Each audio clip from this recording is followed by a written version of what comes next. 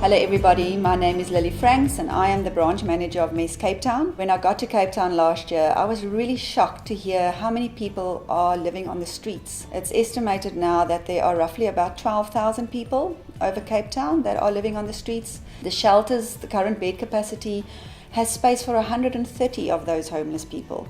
So I realized very soon that there is a great need for accommodation for our homeless folks. So that is why it is really wonderful for us to say that the safe space is operational, and we are really grateful for that. It has not been an easy journey, and we had surveyors out to come and really do a report on the area, and we realized that there was no way that we could connect our bathroom facilities or any of the plumbing to the existing manhole.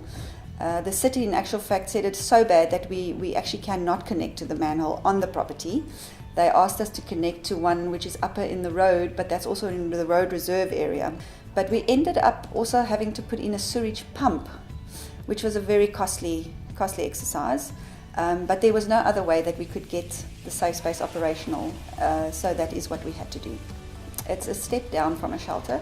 So what we try to achieve is just to have a basic overnight facility where people can come, they can have a shower, be warm, receive clean clothes, receive a mattress, 2 blankets, and sleep dry from all the elements and safe. They can't rest because unfortunately if you hear a sound you're immediately up and you're fearing and you don't know who's going to come and attack you, and that's just to give people just that rest at night. I think a lot of us take that for granted. But I can just testify of God's goodness and faithfulness and His provision in getting this facility up and going. How God's heart beats for these poorest of the poor and these people living on the streets. I remember sitting with someone on his mattress and speaking to him, and him just sharing how 24 hours prior to that moment he was sleeping on the streets, feeling so fearful and so worthless. And in that moment how he felt like absolute royalty to sleep in such a beautiful place. Now we must remember it's still just a roof and a steel structure. So for somebody to go from feeling worthless to royalty, that is a big piece of dignity, I think, that has been restored.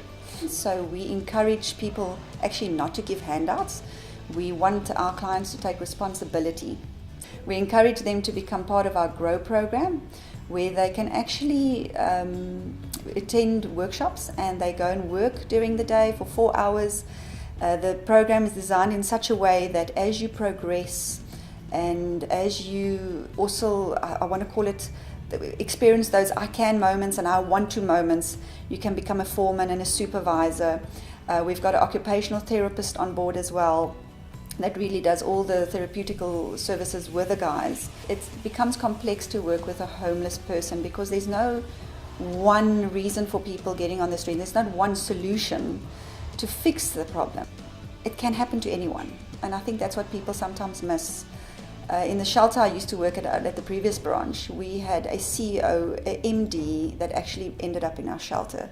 The wonderful thing about the safe space is that it creates a platform for people to come get involved, become hands and feet. And I think it's wonderful that through urban as well, a lot of the urban clients are actually staying at the safe space. We want to establish some spiritual enrichment evenings at the safe space. So we're going to need people to just come and serve food and interact with the guys, bring a message, just encourage the guys. I think very important for me also for people to realize that we are body, mind and spirit, and that we also need to look at the social side. And I think even just by bringing a movie and some popcorn, that could make a difference. So we want to arrange social evenings at the safe space. We want to encourage the guys. One thing that I saw at the previous branch that had quite an amazing effect on the men was the braais that we used to have. I don't know what it is with men, but to have braai tongs in your hands obviously means something. So bring the meat, bring the braai tongs, let the guys just enjoy themselves. And yes, we've all got our specific areas where we can do something for other people. So come and share your talents and think about it. I always say that if you think about it, you will find something where you can actually make a difference in people's lives. I want to thank everybody that has been part of this journey. that has kept our arms up, that has supported us. I want to thank the Shofar family.